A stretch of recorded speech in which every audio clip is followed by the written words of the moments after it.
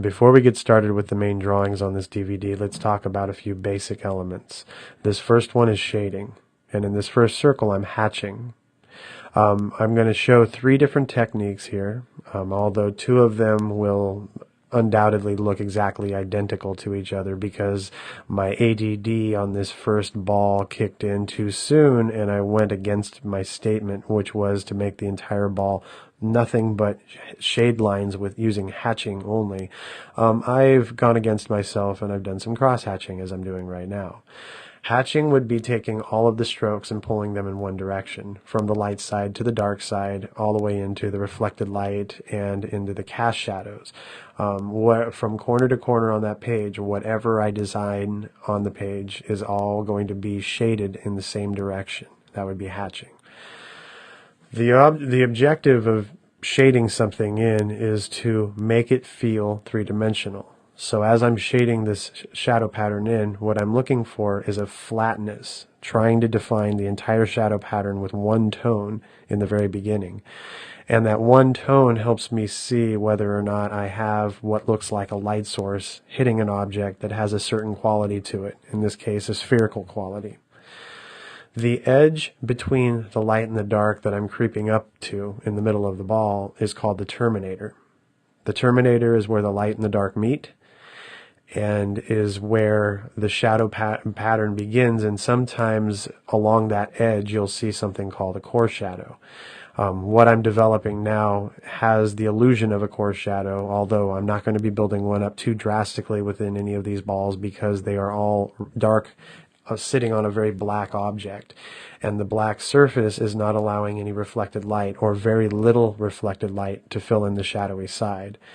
If there's very little reflected light, you won't have a punctual core shadow, or you won't have a band between the light and the dark that looks even darker. A core shadow is a surface that's facing more towards your eyes than any of the other surfaces on the object, and that surface is facing towards your eyes in the same space where the light source is falling away or ending on that surface. So you could say that it's the apex of the surface before it retreats into the shade. And that core shadow tells a few different things. One, it tells about the type of object that we're looking at. And two, it tells about the volume of that object that's sticking out or coming forward towards us. If you develop up all of the tones on the surface correctly, then what you build in 2 dimensions will look like it's 3-dimensional.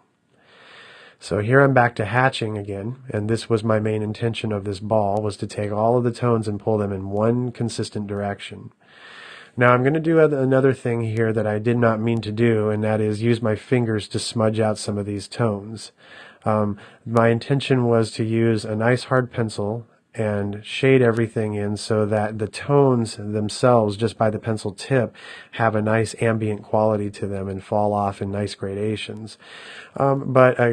Another problem that I have is that I like to dig into the pictures that I draw and use everything from my elbows to my eyeballs, to rub, to smudge, to blend, to build additions to anything that I'm drawing. I really get into it.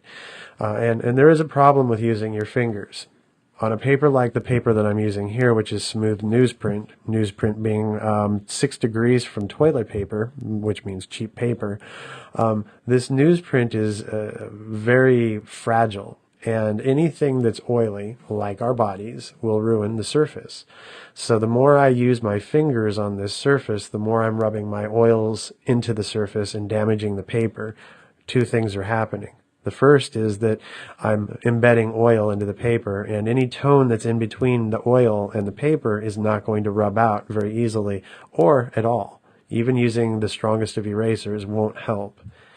The other problem is that where I'm rubbing my finger over the surface, I'm also pulling the fabric apart, or the weave apart, on the paper. That is, all of the little fibers that create this surface have been woven together in such a way, and by using my finger I'm disrupting that surface and causing abrasion to it, which is pulling it up and ruining that particular space. So 3/4 of my pad is now going to have, or 3/4 of my page is now going to have a nice smoothness to it, and in the areas that I've used my fingers there's going to be a roughness to it. So as I started with a smooth sheet of newsprint, I've now ended with a rough and smooth sheet of newsprint. So yes, you can see that I tried really hard to do some hatching throughout the entire drawing, but I kept coming back to cross-hatching. I broke my course of action here. That was not a good thing to do. But you can see that the end goal here is to create a unity on the surface, to get all the tones to join together to create sort of a continuum of tone. And that continuum goes from the lightest side to the darkest side. It goes from the front all the way around to the back. And if you shade these surfaces in the right way, you will have an audience believing that what they're looking at is three-dimensional. So, fingers aside, you really do want to learn how to use your materials so that you can create nice, smooth, even tones, or nice linear drawings, or nice tonal drawings, or on and on and on. A pencil is very versatile. There's a lot of different things that you can learn with it. But you want to try to draw pictures using just that material and nothing else to get in the way of the material. Just for the sake of learning what types of effects these tools can provide. A pencil has a multitude of effects that it can create, but without practicing, without giving it a shot, and by using other things like your fingers, you're not giving yourself the chance to really push it all the way through and find out what the full range or the full gamut of the tool's potential is. So every now and again I do come back to hatching. That's what I'm doing here. I'm hatching. And as I'm hatching up more tones, what I'm doing is I'm laying small patches of tone over small patches of tone and hoping that the overlap of each patch will create that smooth effect and get rid of any kind of abrasions or anything big and chunky that gets in the way between one part of the ball and the other part of the ball. I'm going back and forth between the darker side and the lighter side. As I build up more halftones in the light, it allows me to alter the darks in such a way so I can continue to keep the distance between the light and the dark ever present. The distance would be the dark side being a value 7 or 8 and the light side being a maximum of a value 2 or 3. And what I'm speaking about with value means that on a scale from light to dark, white to black, we have a series of values. And in an artistic sense, the scale is measured between 0 and 10, a 10-value spectrum. There's millions of values to the eye, but as far as limiting things and measuring things within the arts, we have to build a chart, and that chart is a maximum setting and a minimum setting, and then we define what goes on in between with a scale of sorts. And so the art scale is defined through the value system, 0 being white, 10 being black. And so when I'm speaking about the dark being an 8, we're getting closer to black, and when I'm speaking of the light being a 2 or a 3, we're getting much closer to a white. And the distance between those two values is greater than less. That means that there's about a 5-value distance between the lightest and the darkest value.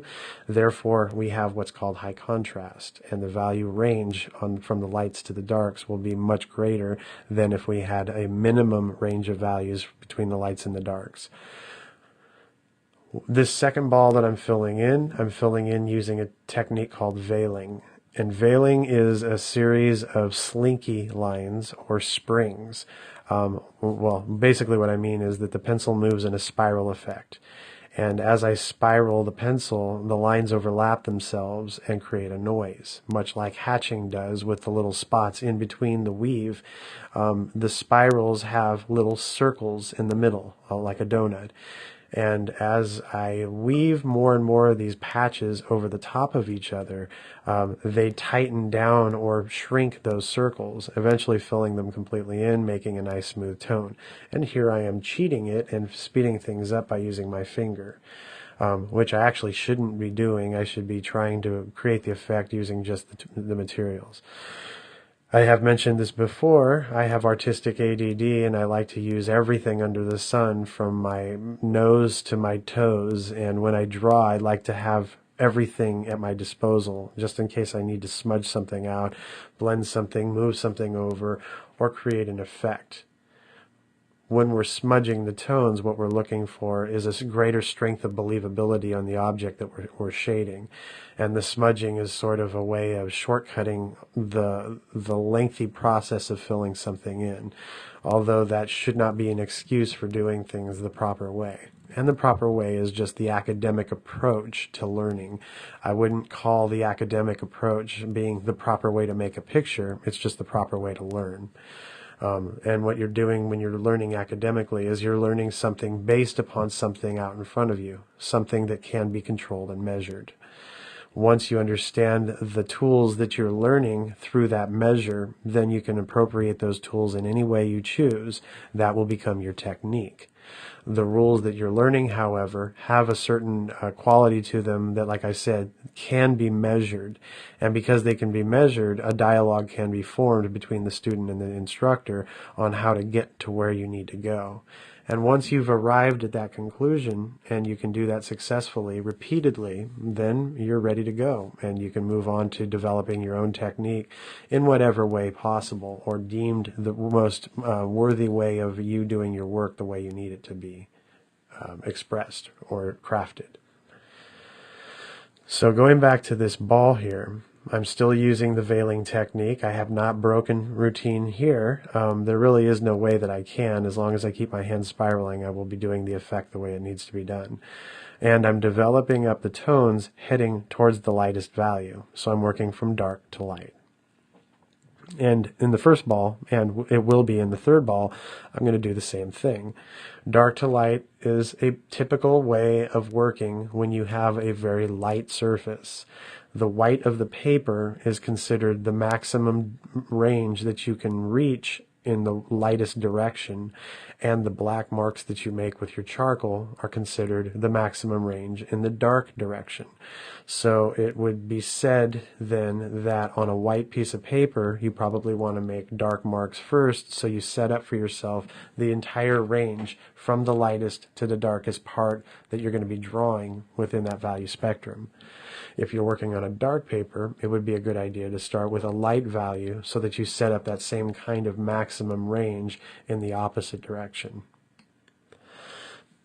So as I'm building my way up towards the highlight on the ball, I'm using a lighter touch. I haven't switched pencils yet. I'm using the same hardness, and I believe that the hardness on this pencil is a 2B. So what I have to do is micromanage my penmanship, or the amount of pressure that I'm applying to the paper as I'm pushing more tone into the picture space. And you can see that I'm using my fingers to smudge those tones, which is sort of a cheating method here. I should have been trying for nice even tones, utilizing just the veiling. And here it looks like I'm hatching, but I'm actually spinning the pencil in longer ovals. I'm still doing the same technique over the entire surface.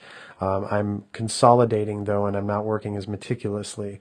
When you want the smallest pores to be filled in, you tighten down on those little ovals or those little spirals, and you make them very short. If you want to fill in a space really quickly, go ahead and broaden those ovals and make them into large ovals that cross over the entire distance of the page or the object that you're filling in. Keep in mind, however, the larger you make those shapes, the harder they are to fill in because you have such large spaces in between each of those strokes. It's going to take a lot of time to bridge the gap between each of those lines that have been created. So now I'm using the same pencil and I'm building up that terminator edge, and I'm doing it using more of the veiling strokes. I'm just applying more and more layers. And as I build up those layers, I don't think I'm necessarily pushing harder. I'm just building up more tone in those spaces, and as a result, it's piling up. And when it's piling up, it's getting darker. And that's the effect that I'm shooting for here, is a darker edge.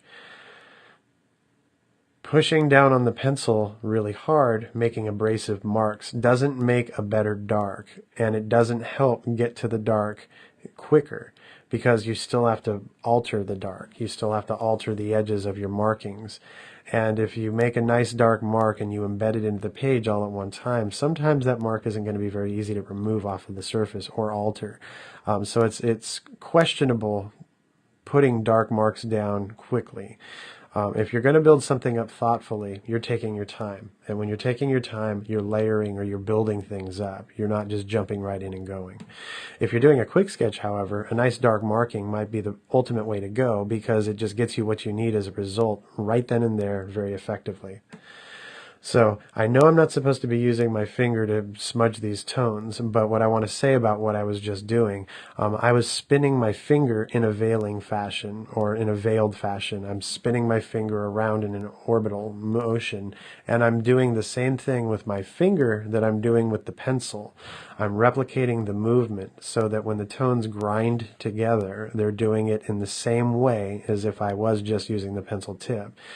That will keep a consistency or a thorough look to this all the way through, no matter how much I alter the surface. So what I'm doing now is double checking where the gaps are in the surface and filling those in. Doing the same thing, I'm veiling, I'm spinning the pencil, making a spiral, and as I'm doing that, I'm double checking to see how the tones fit together. It's a way there is a way where you sit back just far enough, and as you're building up your tones, the distance that your eyes are to the page, the distance is just enough to where you can see the entire object being built.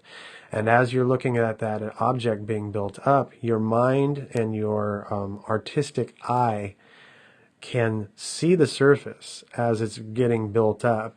And as it sees that surface getting built up, it can find errors immediately. If you go too dark, or you go too abrasively, or you put a scored line into the page, which means just something really dark where everything else has been nice and balanced, your mind and your eye will see that, and it will stop you or prevent you from adding more until you fix it. That's the ultimate goal. A lot of the time we just look at those bad marks and go, oh yeah, I made another mistake, and we just keep pushing forward anyway. The problem with doing that, unless you're well trained and you can control your own habits or your own working conditions, those errors lead to more errors. And what we're trying to do is prevent ourselves from making too many errors, so at the very end of the picture, we're not going back in and making several more hours of adjustments. We're just finishing strokes and completing the picture as needed. All right, so we've jumped into this third circle, and this one is done with what's called cross-hatching, or what I've noted over to the left, X-hatching. The X means cross. So cross-hatching is like hatching, only you're using both line directions to mute or to simplify the surface and make it flatter. If you don't use your fingers to smudge the tones, you can get a nice, effective, smooth surface just cross-hatching alone. In fact, with any of these techniques, you should be able to build up a nice, smooth surface. It's called patience, something that I've only recently developed. Patience is a good thing, and it helps you develop something up nicely. You take your time and build something up, and the object, the drawing, the sculpture, whatever it is that you're doing artistically, will have a care to it that others will appreciate because you took the time and the patience to develop up something with care in mind. I almost started smudging there with the finger. But you can see that when I first lay these tones down, there's quite a bit of space between the lines. And I think I'm doing that for the instructional purpose here so that you can see what it is that I'm doing. But keep in mind here too, I'm not using my finger to fill in the gaps, I'm using more hatch lines to fill in the gaps. So that means that you could start off with these lines 6 feet apart from each other if you needed to, and as long as you have the patience to sit there and develop up all the other lines in between, there's no reason why you couldn't build all this up all the way to completion without ever needing to smudge anything. Smudging tools include your fingers, paper towels or any kind of soft paper, blending stumps, brushes, sables and bristles alike, and almost anything else that has a softness to it, like material. Your sleeve, for example, if you're drawing in charcoal and you're wearing a sweatshirt, sometimes your sweatshirt cuff might rub over the drawing and it's going to smudge your tones. And in those areas that are smudged, they start taking on a completely different impression because the tones are blended rather than hatched or applied just using the pencil. So when you've had that experience, you realize that, oh, I'm not just making a mistake. I'm making a discovery here that anything can blend charcoal. As long as you know that you're ruining a surface, the more you blend into the surface because you're grinding the tones into the weave and you're displacing the weave, then if you're fine with that, that's okay. If you're building a picture up archivally, meaning that you know this picture is important and then you know that it's going to be hanging in a museum or a gallery forever, then you want to be really careful about how you build stuff up. Oh, he used his fingers. What? See, again, that artistic ADD jumps in there. But at least you got enough of the impression of what we're doing here to understand that there's several different ways that you can build up tones. And all of these different methods that you've just watched me do are performed using a wax-based media. That means that with the pencil, there's a binder in it that holds all of that material together within the wood shaft. Typically, that's a wax-based binder. Most pencils are wax-based binders. I haven't used vine charcoal, willow charcoal, charcoal powder, pastels, or compressed charcoal yet, but this same technique applies to all of those materials. Your arm moves radially, your arm moves linearly, so every marking that you make is going to have some kind of impress in that respect. There is a way of drawing using a randomness, but it's randomness between both those linear and radial markings that you make, and you have to be aware that you're making random markings. If you notice, I'm using the eraser to pull out the highlight on this surface, and I've made the eraser a pencil by forming an edge that's sharp, and then I hatch out little lines in the reverse direction that I'm using the pencil to put down dark markings. And that's shading.